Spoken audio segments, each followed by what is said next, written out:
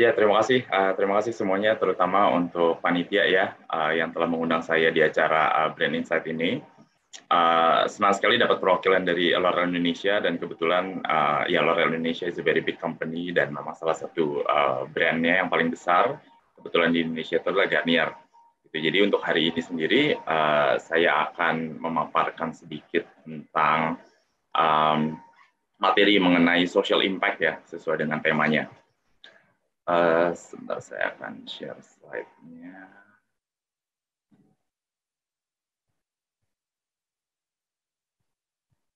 Ya, harusnya sudah bisa dilihat ya slide-nya. Oke, jadi untuk sekitar 40 menit ke depan lah ya, saya akan memaparkan sedikit tentang enhancing business from social impact standpoint, sesuai dengan materi yang diminta ke saya, karena kebetulan Garnier pun juga saat ini kami sedang melakukan kampanye mengenai social impact, dan saya akan sharing sedikit apa yang sudah kami lakukan dan yang sudah hasilnya juga terhadap brand. Nah, tadi sempat diceritakan juga bahwa untuk pertanyaan atau nanti Q&A atau misalnya ada feedback, itu bisa melalui slido.com dengan nomor hashtag di 456832. Mungkin teman-teman semua bisa join aja ke situ langsung, karena bisa nanti ada teman saya juga dari luar Indonesia yang akan membantu juga untuk navigasi, dan mungkin nanti ada beberapa kayak Q&A dan juga ada sesi di mana saya meminta juga teman-teman untuk bisa login ke Slido dan mengisi beberapa hal gitu. Jadi perkenalan dulu secara cepat ya. Jadi nama saya Pandu Brojonegoro. Tadi sudah sempat diceritakan juga. Saya saat ini menjabat sebagai General Manager untuk brand Garnier di PT L'Oréal Indonesia, dan kebetulan Garnier pun juga saat ini adalah brand terbesar untuk L'Oréal Indonesia, dan saat ini kami menjadi the number one beauty brand di Indonesia. Jadi menurut saya ini sesuatu yang sangat menarik untuk bisa saya ceritakan bagaimana salah satu alasan kenapa Garnier akhirnya bisa menjadi beauty brand nomor 1 di Indonesia adalah melalui social impact. Nah, sebelumnya perkenalan cepat dulu. Jadi ya ini ya I try to put my best picture. Dan saya juga naruh beberapa angka di sini. Jadi ada angka 2, 11 plus, 2, 1, dan 14 gitu. Jadi ini kurang lebih menggambarkan saat ini saya seperti apa. Jadi secara karir, tadi sudah dibilang juga saya join di L'Oréal dari tahun 2012, jadi sudah 9 tahun, hampir 10 tahun lah ya, tahun depan udah 10 tahun. L'Oréal sebenarnya adalah perusahaan kedua saya. Gitu. Jadi I've only been working in 2 companies. Jadi pertama itu saya bekerja di The Nielsen Company Indonesia selama 3 tahun, lalu kemudian saya pindah ke L'Oréal dari tahun 2012. Jadi kurang lebih saya sudah ada sekitar 11 tahun plus experience di consumer goods, dan memang dari awal saya sudah berkecimpung di dunia consumer goods. Sejauh ini saya baru handle 2 brand. Yang terakhir adalah Garnier. Yang pertama saya handle brand adalah L'Oréal Paris di awal karir saya di L'Oréal.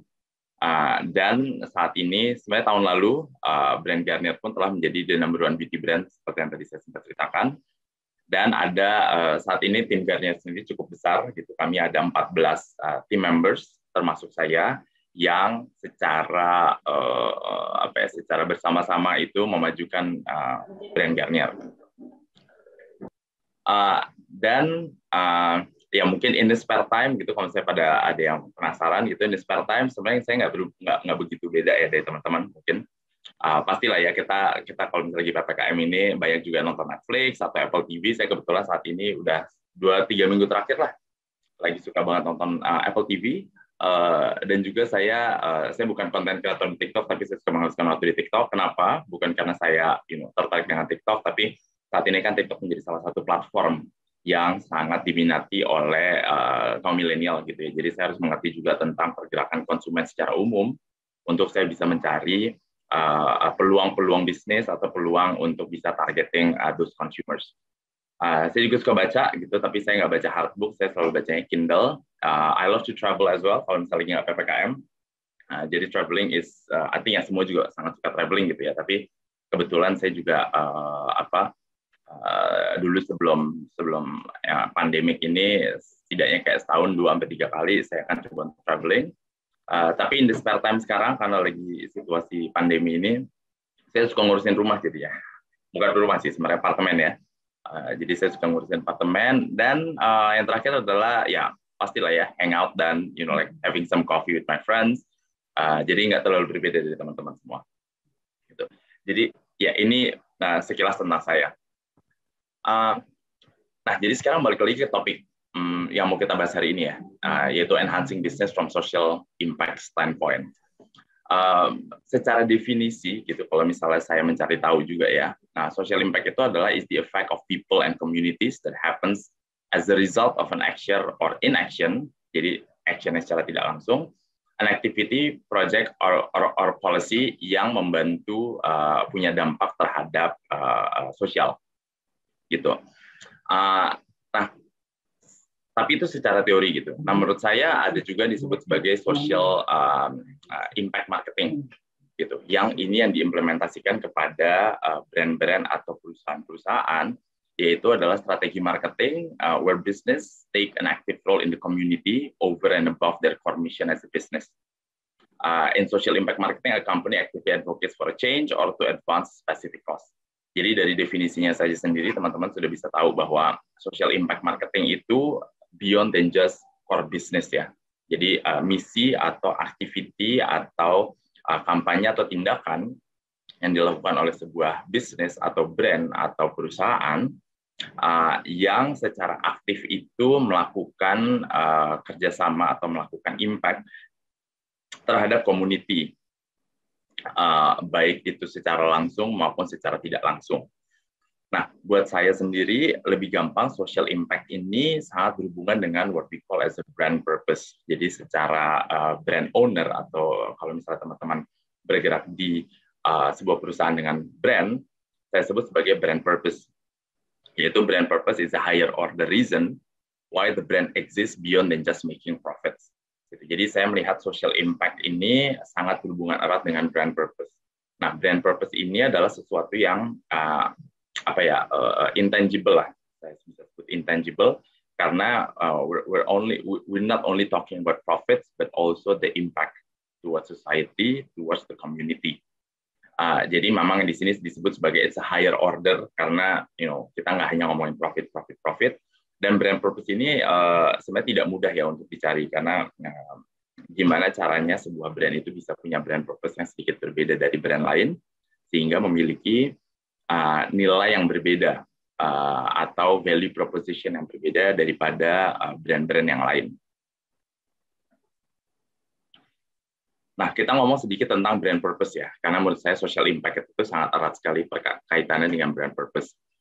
Brand purpose sendiri itu adalah kalau saya bisa definisikan itu tuh menjadi kayak 3 hal ini gitu. Jadi what you do, why you do it, and how you behave. Gitu. Sehingga terjadilah kalau misalnya terjadi irisan, brand purpose itu tuh ada di dalamnya semua, ada di tengah-tengahnya. Dan harusnya brand purpose itu menjadi core for the things that we do. Gitu. Jadi what you do ini adalah bagaimana sebuah brand atau perusahaan itu bisa memikirkan tentang produk atau services yang kita offer yang berkaitan dengan brand purpose tersebut.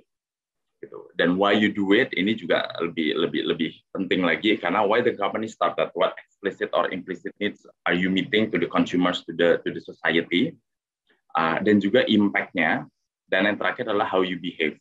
Jadi bagaimana pengejawantahan atau translation dari hal yang kita lakukan, kenapa kita lakukan, dan behavior atau attitude atau tindakan yang dilakukan sebuah brand itu seperti apa. Jadilah itu semua adalah brand purpose.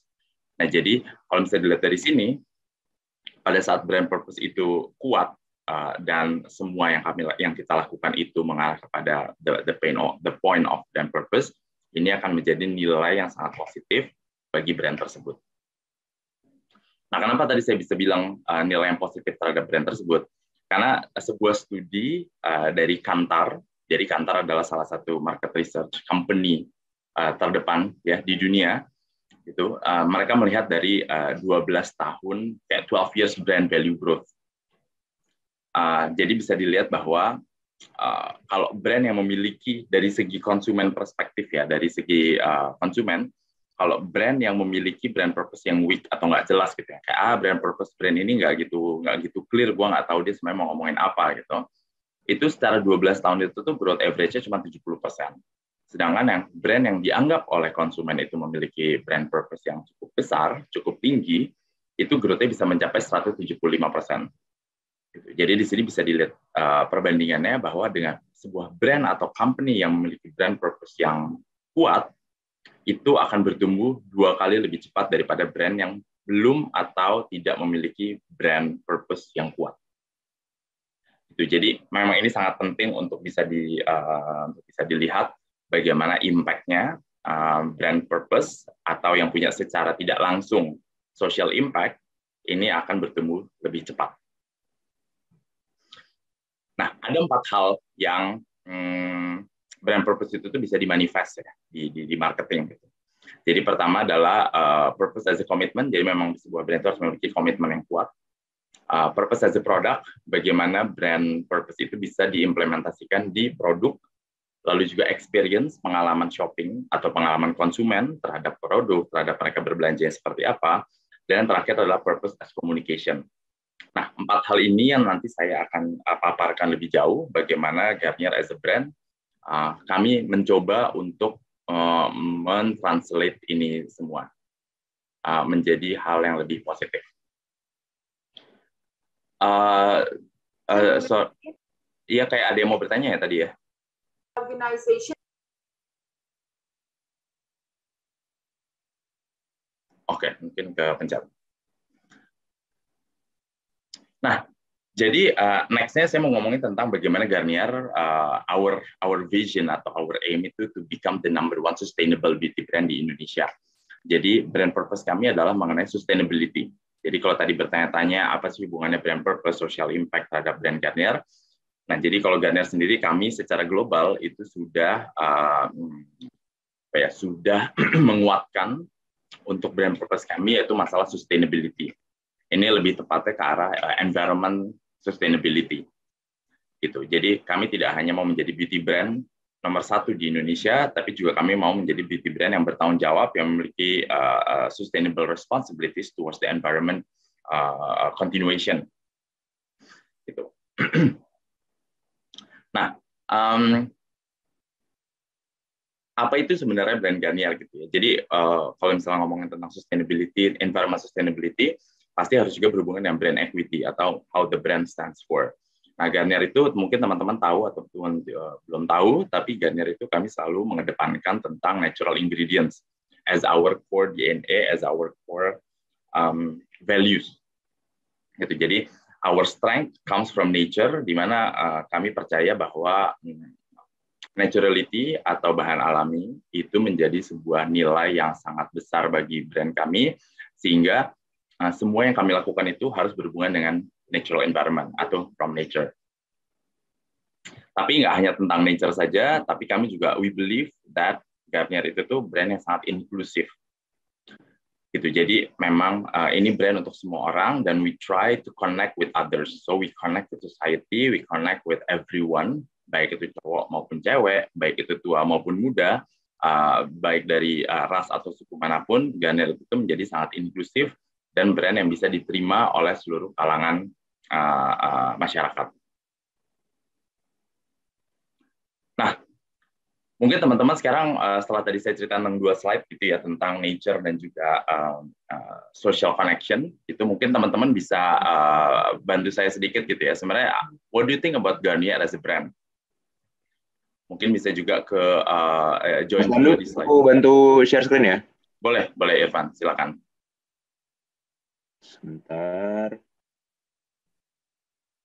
Oke, harusnya udah kelihatan.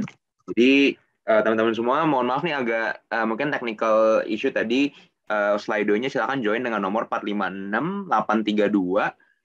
Jadi, what do you think about Garnier as a brand? Silakan diisi. Teman-teman semua bisa mengisi langsung di Slido 456832. Udah kelihatan ya? Nggak ada benar, nggak ada salah, cuman saya agak penasarannya sama teman-teman setelah tadi saya cerita tentang brand Garnier secara singkat, gitu. Gimana sih, what do you see Garnier as a brand dari yang teman-teman tahu sekarang? Silakan teman-teman semua boleh mengisi.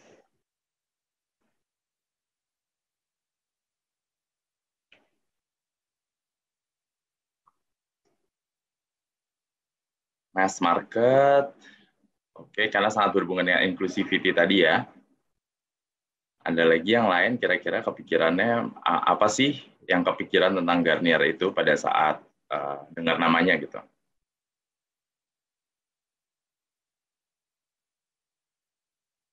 Ini kalau jam makan siang emang agak tricky ya, Van ya. Mungkin lagi antara mau pesan GoFood atau mau ngisi gitu ya.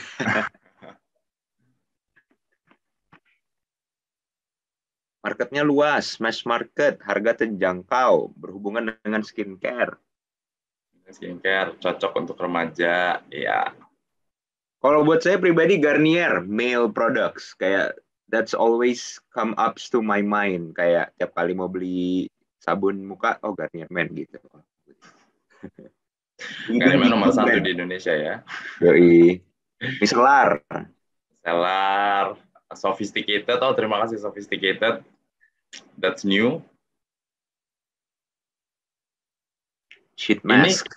Ini jujur aja ya, maksudnya kalau memang kalian merasa bahwa ya Garnier tuh produknya kurang baik atau kurang cocok atau apa gitu juga nggak apa-apa gitu. Tapi saya hanya ingin mencoba menangkap aja kurang lebih dari teman-teman semua itu ngeliat brand Garnier itu seperti apa. Sheet mask, micellar water, oke. Skincare, Harga terjangkau. Garnier Green, oke. Jadi itu sudah mulai terpick up ya tentang Garnier Green. Oke, Mas Pandu mungkin mau lanjut? Silakan. Boleh. Silakan ya, share screen lagi, Mas.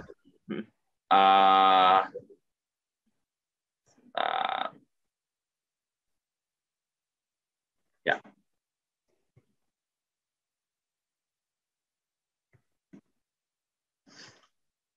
Nah, jadi tadi saya cerita sedikit tentang Garnier dan juga Nature, dan ini saya kembali ke brand social impact ya, jadi brand value-nya sendiri gitu.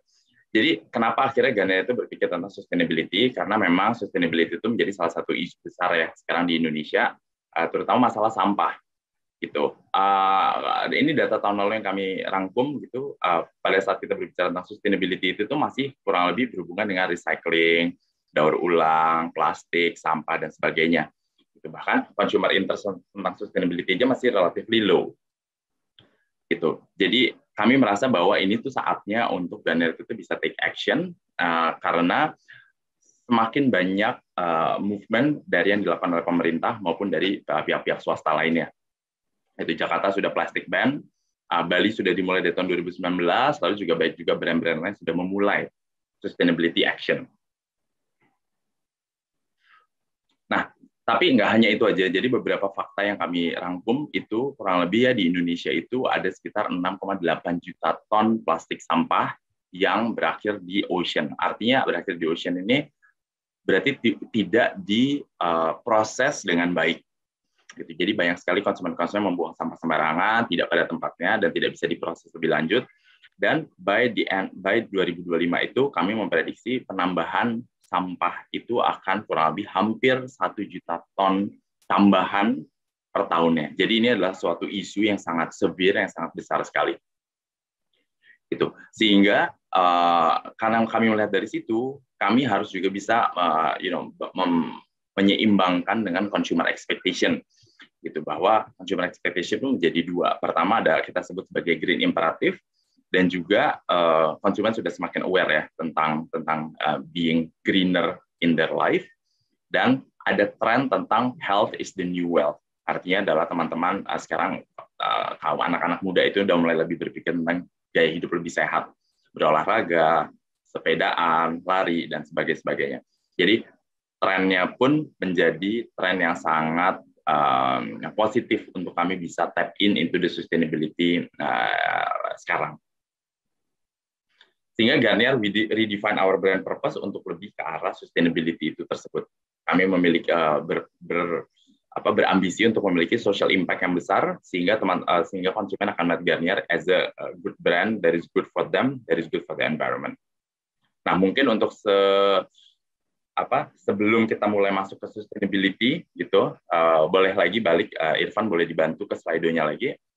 Teman-teman, apa sih hal pertama yang teman-teman pikirkan pada saat kita berbicara tentang keberlangsungan atau sustainability? Oke, aku next pollingnya. So teman-teman semua masih di angka yang sama tadi kodenya, tapi pertanyaan berikutnya, apa yang muncul pertama kali di pikiran kita, di pikiran kalian semua, ketika mendengarkan kata-kata sustainability? Silahkan diisi. Apa nih yang pertama kali muncul? Eco-friendly. Tahan lama. Tahan lama, ya. Berkelanjutan. Itu translation-nya sih. Bisa di-recycle, ya. Oke. Durability. Durable, oke. Circular economy, oke, thank you. Siapa nih yang masukkan circular economy? I think that's a very good answer. Karena sustainability itu sangat erat kaitannya juga. Sustainability management itu berkaitan besar sekali dengan circular economy. Dan makin populer ya termnya, Mas ya? Semakin populer, ya, karena itu menjadi sebuah, ya apalagi di era COVID ini ya, gitu. Circular economy jadi sangat penting. Eco-friendly, long term, lingkungan, ya, bisa di-recycle. Oke, ada lagi kira-kira yang punya kepikiran sustainability itu apa? Tapi ya, selain circular economy tadi. Invest all society as a whole. Perlu inovasi. Oke, kayaknya paling besar masih eco-friendly ya. Ya, which is I'm very glad bahwa teman-teman sudah melihat sustainability itu sebagai sesuatu yang berhubungan dengan eco-friendly, karena ya memang itu yang apa ya istilahnya yang penting juga ya untuk lingkungan terutama. Yep. Silakan Mas Pandu balik lagi share screen-nya. Ya, oke. Jadi untuk sedikit ngasih gambaran ya, saya akan tunjukkan satu video yang kenapa Garnier itu akhirnya kami melakukan apa yang kami sebut sebagai sustainability effort itu.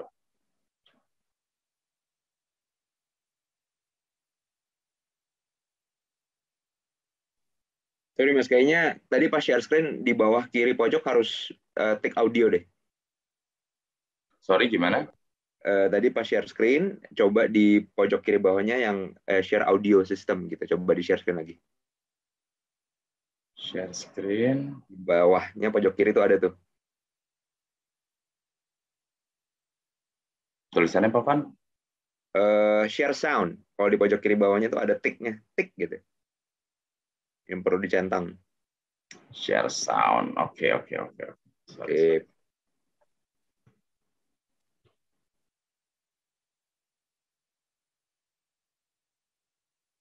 Ya.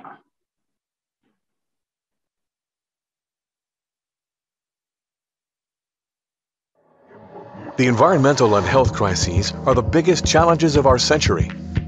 We need to find solutions together, now. Many will tell you that our climate is not breaking down, that water scarcity is in a distant future, that deforestation is not their problem, that viruses are not a global health risk. Many will tell you that plastic accumulation is impossible to tackle, and that air pollution is government's responsibility. How dare you continue to look away? But some have dreams. They reject fatalism. They ask for more. Some believe they can change the world, even if it seems mad to many. And that's just the beginning. This dream is contagious. From east to west, from developed to emerging, young to old, and the some will soon become the many. The new generations are putting pressure on governments and businesses every day. 72% of all consumers want a radical change after the current COVID crisis. 2/3 of millennials want to buy committed brands. They want more transparency, more clean, more sustainability. They want no waste, no plastic. The time is now. It's time to accelerate. It's time to change the way we operate. It's time to go green. Seems like a crazy dream? 93% of people expect more actions from global brands than from governments. It's time for green beauty.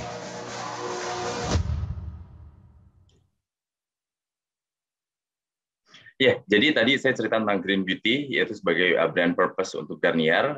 We believe bahwa Green Beauty for all of us itu adalah menjadi sebuah misi yang besar, yaitu dari end-to-end journey towards sustainability, tidak hanya dari produk saja, tapi terhadap end-to-end, jadi dari hulu ke hilir untuk proses produksi. Nah, kurang lebih hal apa saja sih yang kami lakukan gitu ya untuk mentranslate ini semua secara Indonesia konteks. Jadi ini adalah sebuah video yang kami buat tahun lalu pada saat pandemi lagi besar-besarnya. Jadi ini adalah video yang kami buat secara motion graphic untuk memberikan sedikit gambaran tentang green beauty untuk di Indonesia sendiri.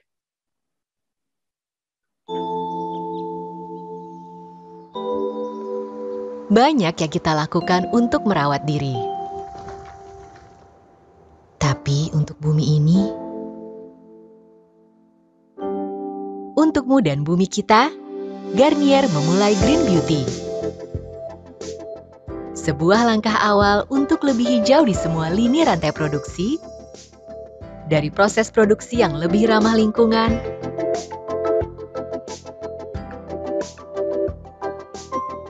sampai kemasan yang nantinya dapat didaur ulang. Kini, kamu juga bisa menjadi bagian Green Beauty dengan mendaur ulang kemasan plastik bekas pakaimu. Kunjungi garnier.co.id/greenbeauty untuk tahu lebih lanjut dan rawat keindahan bumi kita bersama Garnier Green Beauty. Ya, jadi untuk memberikan gambaran aja sedikit gitu. Jadi Green Beauty itu sendiri adalah end-to-end sustainability effort dari mulai sourcing, jadi pencarian bahan baku, lalu eco-design formula dan eco-design packaging. Mungkin ini yang teman-teman lebih tahu, sudah tahu banyak ya, banyak yang lebih eco-friendly sekarang. More renewable sources dan juga approved by Cruelty Free International. Jadi 5 hal ini adalah menjadi pilar besar untuk Green Beauty, benar-benar dari hulu ke hilir, dari sourcing sampai produksi, sampai pencarian energi untuk produksinya, sampai ke Cruelty Free International. Jadi tidak ada like animal harming atau animal testing selama proses produksi Garnier. Jadi kalau saya mau paparkan sedikit, kalau kita ngomongin tentang eco-design formula, jadi by 2021 ini kami sudah melakukan inovasi terbaru, yaitu masker, tisu mask yang tadi teman-teman sudah sebutkan juga pada saat ngomongin tentang Garnier. Jadi semua tisu mask kami itu sudah biodegradable by compose. Jadi teman-teman bisa bayangin ya, kalau misalnya satu cewek aja pakai masker seminggu sekali, akan ada 1 lembar sampah masker yang akhirnya menjadi sampah. Nah, sekarang kami sudah membuat si tisu mask itu tuh sudah biodegradable, jadi jauh lebih aman untuk lingkungan walaupun telah menjadi sampah. Dan nanti by 2022, by tahun depan itu tuh semua ingredients atau bahan baku yang kami produksi itu tuh akan di sourcing secara lebih sustainable. Lalu more inclusiveness gitu, jadi pencarian bahan baku kami pun tahun 2019 itu kami bekerja sama dengan lebih dari 600 komunitas untuk pencarian bahan baku, dan by 2025 itu kami bekerja sama dengan lebih dari 800 petani lokal dan juga komunitas untuk pencarian bahan baku dari alam. Jadi sudah lebih banyak kami bekerja sama dengan komunitas-komunitas petani yang mencari bahan baku. Lalu towards circular packaging, jadi tadi kalau saya ngomongin tentang packaging sendiri, by 2019 itu tuh kami sudah saving up to 32 tons. 2022 tahun depan itu ada sekitar 402 tons untuk kemasan sendiri, dan target kami adalah 2025 itu 100% produk Garnier itu sudah tidak lagi menggunakan virgin plastik. Artinya semua packaging, semua produksi itu kami akan menggunakan plastik yang sudah didaur ulang. Jadi kami tidak menciptakan sampah baru, tapi kami memakai sampah yang sudah ada, di recycle untuk kemudian menjadi bahan kemasan yang akan kami lakukan. Dan ini yang tadi saya juga sempat cerita, gitu, by 2021 pun juga greener product sudah lebih banyak. 100 micellar water, juga tadi ada sempat yang cerita tentang micellar water, kami akan menggunakan 100% recycled plastik. Jadi kemasannya pun juga kami menggunakan, sebuah botolnya itu menggunakan plastik yang telah didaur ulang, dan juga tadi yang tadi saya cerita vegan formula dan juga biodegradable tissue mask, sehingga kami mengurangi dampak secara tidak langsung terhadap lingkungan dengan mengolah kembali sampah yang sudah ada untuk menjadikan kemasan kami. Nah, ini yang juga menarik bahwa proses produksinya pun Garnier itu 90% produk kami diproduksi di Jababeka sekarang untuk diekspor juga ya ke market ASEAN. Jadi by 2020 itu tuh pabrik kami telah reduce penggunaan water sampai 62% dan dampak CO2 emission itu tuh by 82% dibandingkan dengan tahun 2005. Jadi memang kami sudah secara bertahap mengurangi dampak lingkungan dari proses produksi, dan target kami 2022 itu tuh kami telah menjadi carbon neutral factory. Bahkan pabrik kami di Jababeka itu tuh adalah the first green certified green factory dari Kementerian Lingkungan Hidup. Dan satu hal juga bahwa Garnier juga kami berkomitmen menciptakan greener planet. Pertama, tidak hanya kami tidak melakukan animal testing terhadap produk kami, starting 2018 pun kantor kami di HO itu telah berkomitmen untuk ada zero waste. Jadi seluruh sampah yang kami produksi di kantor itu semuanya kami recycle atau kami proses ke waste for change, sehingga itu semua bisa didaur ulang. Dan 2020 tahun lalu itu kami telah melakukan apa yang kami sebut sebagai greener delivery.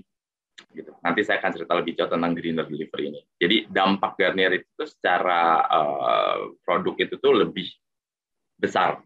Gitu. Jadi semua lini kami coba untuk punya dampak yang jauh lebih positif. Nah, jadi ini juga tadi sempat ada ngomong circular economy. Garnier Green Beauty sendiri pun juga kami mencoba untuk promote circular economy karena kami melakukan kerjasama dengan e-recycle. Nanti saya akan cerita sedikit tentang e-recycle. Nah, gimana kami juga sudah mempromot tentang circular economy ini. Jadi yang pertama-tama itu adalah, of course, kami mengurangi plastik yang kami pakai, mengurangi cellophane, mengurangi blue liner dari kemasan emas kami, sehingga kami telah mengurangi hampir 32 ton virgin plastik di tahun 2019. Untuk kemasan packaging-nya sendiri pun juga lebih biodegradable pack, lebih recyclable, dan seperti yang kami bilang bahwa tahun 2025 ini akan zero virgin plastik. Gitu. Dan yang paling penting adalah kami juga mencoba untuk menjadi brand yang bisa membantu untuk konsumen behavior change dengan mengkomunikasikan tentang recycling behavior dengan kerjasama dengan e-recycle tersebut. Jadi e-recycle ini sendiri adalah app-based, ini adalah sebuah aplikasi kami bekerjasama yang memungkinkan konsumen itu bisa langsung mendaur ulang sampah dari rumah. Karena di online itu teman-teman bisa download juga aplikasinya e-recycle untuk misalnya coba pick up sampahnya. Kami juga sudah ada sekitar 30 drop box di Hero dan Watson untuk teman-teman bisa langsung naruh sampahnya, lalu kemudian akan kami olah, akan kami recycle. Dengan target itu tuh 100 ton plastik yang akan kami renew atau kami recycle, dan target kami pun juga bekerja sama atau reaching lebih dari 100.000 konsumen untuk berpartisipasi di sini. Ini adalah langkah kecil, tapi kami percaya bahwa dengan melakukan langkah kecil ini akan punya dampak yang besar terhadap behavior change of the consumer. Dan sampai sejauh ini kami sudah bekerja sama atau kami sudah reaching sekitar 120.000 konsumen sudah mendownload e-recycle. Jadi saya mau mengajak juga teman-teman semua di sini untuk bisa download e-recycle, lalu mulai memilah sampah dan minta sampahnya di pick up oleh e-recycle, karena itu juga akan mengurangi dampak lingkungan yang walaupun kecil, tapi kalau dilakukan secara bersama-sama akan punya dampak yang sangat besar. Dan juga kami juga telah melakukan collaborative effort, gitu. Jadi tidak hanya kami dengan social enterprise dengan e-recycle, tapi kami juga telah mendapat endorsement dari government, yaitu dari Kementerian Lingkungan Hidup dan Kehutanan, bekerja sama juga dengan NGO, retailers, dan juga konsumen. Itu karena social impact ini sangat besar ya, mengubah gaya hidup manusia, konsumen. Gitu. Sehingga kolaborasi itu sangat diperlukan dari pihak swasta, pemerintah maupun konsumen secara langsung. Jadi ini sudah kami lakukan supaya punya dampak yang lebih besar ke depannya. Ini sedikit mau nunjukin aja recap yang sudah kami lakukan untuk 2021 dari Green Beauty. In 2020, Garnier announced Green Beauty, a movement towards sustainability. In Indonesia, our objectives are to have 20% plastic offset, 25% business coming from greener products, and continue reinforcing green sciences across pillars. To achieve 20% plastic offset, we initiate 3 key activities. First, greener delivery in e-commerce. In 2021, we pioneered less plastic delivery in our top e-retailers by removing bubble wraps, changing it to recyclable fluid liners. This will save 35 tons plastic from 2.5 million orders. By 2023, we are going to save even more at 91 tons of plastics from 7.5 million online orders. Second, collaboration with e-recycle application to change consumers' habit towards sustainability. We enable and educate them to start recycling easily from home. We are going to collect 50 tons of plastic waste in 2021 and further 150 tons by 2023. Third is to reduce plastics from our packaging. In 2020, we are removing cellophanes and blue liner on our masks. Moving forward, we'll be launching more greener products pipelines. This will save more than 95 tons by 2023. To achieve 25% business contribution from greener products, we will take flagship of greener portfolios. At the same time, we'll continuously take sustainability improvement from our current assortment. Last but not least, we will also continue reinforcing our key pillars through green sciences in combination with the power of natural ingredients. Ultimately, by the end of 2023, Garnier Green Beauty will aid on saving environmental plastic wastes by more than 336 tons, with 20% plastic offset from all green initiatives. Because together, we are Green Beauty. Ya, jadi itu kurang lebih yang kami lakukan di tahun 2020 kemarin. Salah satu hal yang tadi saya mau cerita adalah tentang greener delivery. Gitu. Jadi kalau teman-teman gitu ya, kalau pastilah teman-teman semua kan pasti belanja e-commerce ya. Setiap pembelanjaan e-commerce itu akan dikasih juga bubble wrap kan. Dan can you imagine kalau tadi dari Garnier Official Store aja kami ada sekitar lebih dari 1 juta order. Jadi ada 1 juta bubble wrap yang dihasilkan oleh konsumen dan itu akan berakhir di tong sampah. Gitu. So you can imagine berapa juta ton sampah plastik yang diproduksi dari pengiriman e-commerce saja. Jadi kalau tadi teman-teman lihat ada salah satu section tentang greener delivery, itu adalah salah satu effort yang kami lakukan untuk mengganti bubble wrap menggunakan paper base gitu. Jadi kami tetap mengedepankan tentang keamanan pengiriman pengiriman produk, tapi dengan dampak lingkungan yang lebih kecil. Gitu. Jadi itu adalah hal yang sangat besar sekali yang kami lakukan, sekitar 90 ton. Kelihatannya kecil ya 90 ton, tapi kalau misalnya 90 ton dilakukan secara terus-menerus, itu dampaknya akan sangat besar sekali. Gitu. Jadi mungkin teman-teman saya juga mau mengingatkan untuk lebih mindful untuk pembelanjaan e-commerce, karena walaupun menggunakan bubble wrap, plastik bubble wrap, tapi kalau bisa coba bubble wrap-nya bisa disimpan, lalu nanti di-recycle. Itu jauh akan lebih membantu untuk keberlangsungan lingkungan.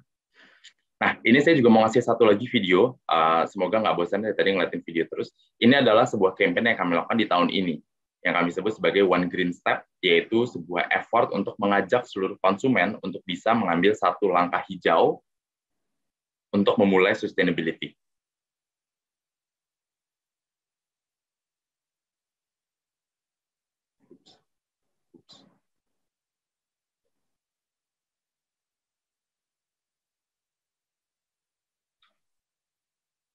Oke, sorry, ada technical issue kayaknya.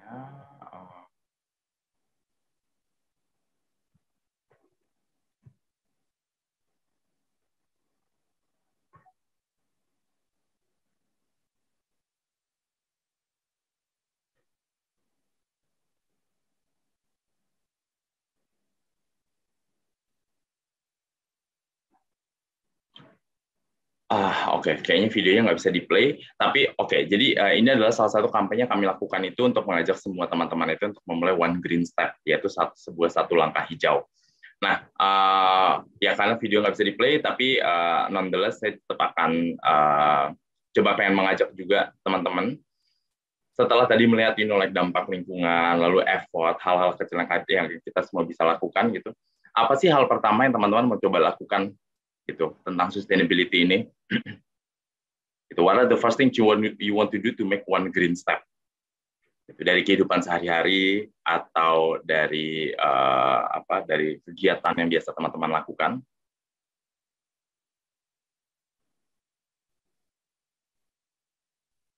Ya mungkin Mas Pandu bisa share sedikit ya kayak what is one green step. Jadi kayak biar teman-teman semua kebayang kayak kalau sustainability what you wanna do to start gitu. Saya contoh aku pribadi misalnya aku mengurangi pembelian di e-com misalnya gitu. Jadi kayak kalau bisa aku beli barang misalnya ke toko yang bisa refill misalnya segala macam. So is there anything that you guys think of when it comes to one green step gitu kayak what you can do as a start. Mungkin gitu ya Mas ya. Ya, benar. Jadi hal-hal kecil apa sih yang teman-teman bisa lakukan yang bisa dimulai dari hari ini yang bisa mengurangi dampak secara langsung terhadap lingkungan. Gitu. Kalau Mas Pandu sendiri apa nih Mas? Personal story ada nggak?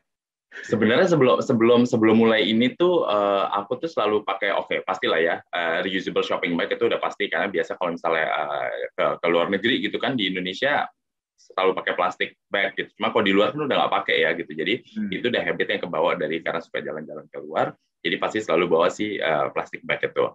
Terus yang kedua sih ya itu pasti paling gampang adalah waste segregate di rumah. Gitu. Jadi cuma misahin yang plastik aja, itu aja udah dampaknya besar banget gitu. Pakai semua pembelian minuman kemasan, pakai bubble wrap pembelian e-commerce itu tuh semuanya disimpan di satu box aja dulu yang gede. Udah habis itu seminggu sekali coba pakai e-recycle gitu ya di pick up. Gitu. Terus ya paling gampang ya bener sih. Ada yang bilang tadi pakai botol plastik gitu, pakai botol sendiri untuk minum. Itu juga hal yang paling mudah ya. Ini juga banyak yang bilang tote bag. Tote bag ya, please use your tote bag atau use your plastic bag gitu ya. Jangan sebisa mungkin jangan belilah di toko gitu plastik untuk pembelian. Kalau bisa nggak hanya di Jakarta aja ya, untuk teman-teman yang di luar Jakarta pun walaupun secara pemerintah lokal itu tuh belum memaksa untuk penggunaan plastik daur ulang gitu, tapi selalu pakai aja. Sama yang paling mudah, saya tidak mau mendiskreditkan sebuah perusahaan tertentu, tapi mengurangi penggunaan air minum kemasan, karena itu yang paling banyak juga gitu. Kalau bisa beli minuman kemasan ukuran gede aja sekalian, satu bawa botol minum sendiri, itu juga bisa banget ngurangin. Sama paling mudah, ya saya sih tadi berharap mau mencoba e-recycle ya, cuman belum ada teman-teman di sini kayak mau coba mendownload e-recycle. Jadi itu aplikasi ya guys, jadi itu aplikasi kalau kalian pengen, jadi kan waste segregation, jadi isunya adalah ketika kalian mensegregasi sampah kalian, ketika dibawa itu kan tidak disegregate sebenarnya ya, jadi kita kerjasama sama satu aplikasi recycle di mana mereka sebuah bisnis yang membantu untuk recycle gitu sih, untuk udah disegregate, di recycle dengan tepat habis itu sih. Iya, jadi itu ngurangin dampak banget sih memang. Oke, kita udah lihat jawaban-jawabannya. Mungkin Mas Pandu silakan di bagian paling akhir nih, kan udah masuk slide paling terakhir nih. Ya, boleh. Jadi teman-teman, let's try to make one green step ya, satu langkah hijau kecil dalam kehidupan sehari-hari untuk punya dampak yang jauh lebih besar. Nah, jadi dampaknya apa sih terhadap brand? Nah, ini yang paling penting ya. Jadi ini saya mau sampaikan dampaknya seperti apa. Jadi ini kami melakukan studi gitu, brand purpose awareness. Jadi seberapa aware sih konsumen terhadap brand purpose sebuah brand gitu ya. Jadi memang Garnier ini kami ada sedikit improvement gitu, semakin banyak konsumen aware tentang brand purpose Garnier yaitu green beauty. Dari sebelumnya sekitar 50-an sekarang telah menjadi 60-an. Dan memang di konsumen yang kami tes gitu untuk yang aware tentang brand purpose Garnier itu, mereka melihat Garnier itu brand yang jauh lebih punya affinity yang lebih strong. Atau affinity itu adalah kedekatan, relevansi terhadap konsumen.